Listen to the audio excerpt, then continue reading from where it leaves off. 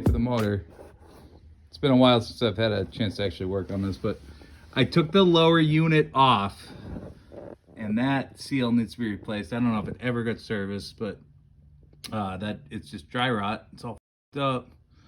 I'm gonna redo the impeller and the water pump housing, all that good stuff. It was a cheap little kit you get. I had to drop this out of the motor. Got it here. Problem is, it's very difficult to work on it. All I really have over here is a vise from 1940. And if I put it in here, it would, you know, put some towels down, make sure it's not messing it up. But I would have to reach all the way over and try to work on it. So what I'm doing is building a kind of a wedge system to wedge it in. I'm gonna space these out so the skeg, the little bottom part there, the skeg kind of fits in here with a little play, and then I'm gonna take some decking board right below it, line it up here, and that should settle on the actual gearbox, that round part there. Then I can put it on the floor and get to work, so this shouldn't take too long. I'm gonna do it right now. All right, test fit, pretty good. It's in there, it's flexing a little. I don't have all the screws in. I just wanted that test fit it, but that ain't moving around too much. Ideally, I wouldn't have the prop on it. Oh, sorry, I was on the phone. But it's there, so this will give me enough to play around with. It's in there good enough. All right, cool. Okay, the lower unit is here. I have it right next to my bench. So it's in a good position. That's about as much play as it's gonna give me right now. All that soak in there is PB Blaster. So I tried to wrench these off. They're a little tight. I don't wanna snap any bolt heads, so I figured I'd give them all a soak before I start wrenching on them. This whole thing's gonna be replaced. This is the linkage here down to the gearbox to switch between reverse, neutral, and forward. The kit does come with a seal for the top, nothing else.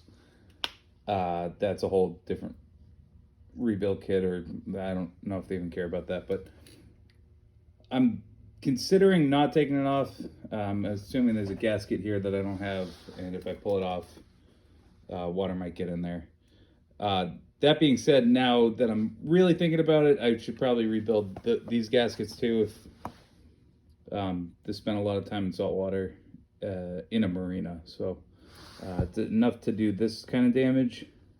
The gaskets probably aren't doing so hot, so I might order the gasket for that. Just crack it open, see what's going on before I put it back on. So I'm gonna let it soak. I got the PB Blaster kind of soaking in, maybe 5 minutes, and then I will try to crank it off. Okay, so got that one unstuck. It was moving pretty free. These I loosened up a bit, sprayed a PB Blaster in it. I got so excited to get that one off, I did exactly what I didn't want to do, which is snap off the bolt head, because that is now stuck in there. So we're gonna give it a bath.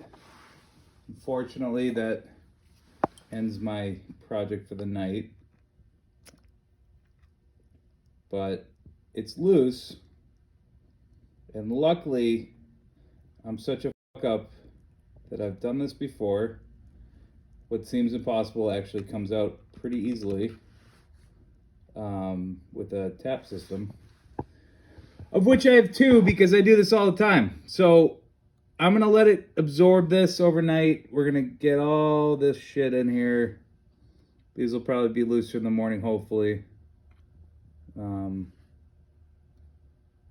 we will see you tomorrow in a flash. 1, 2.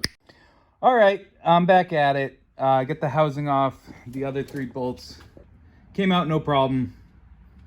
Now we have 2 issues here.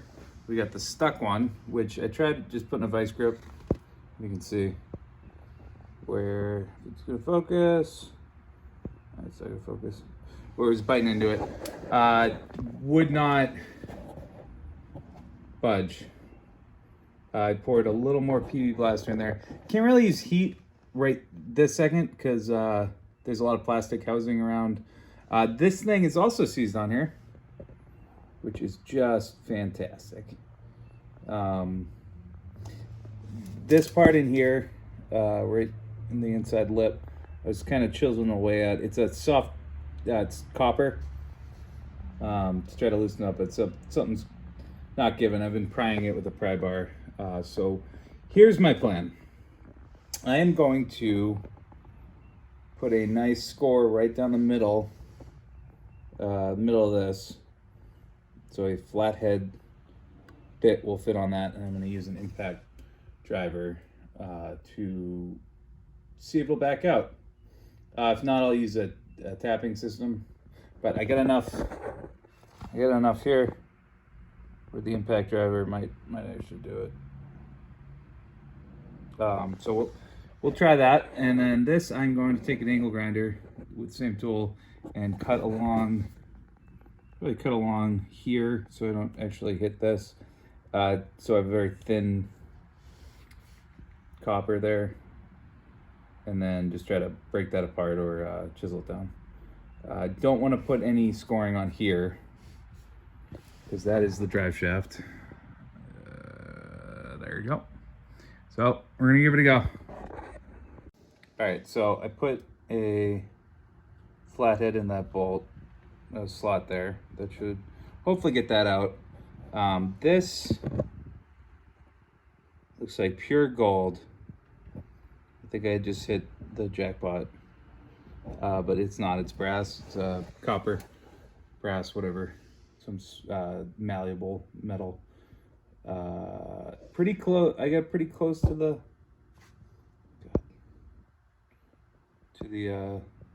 drive shaft there, but once I get this piece off, I'm gonna try to score straight down, maybe with just a chisel, so I can crack this off.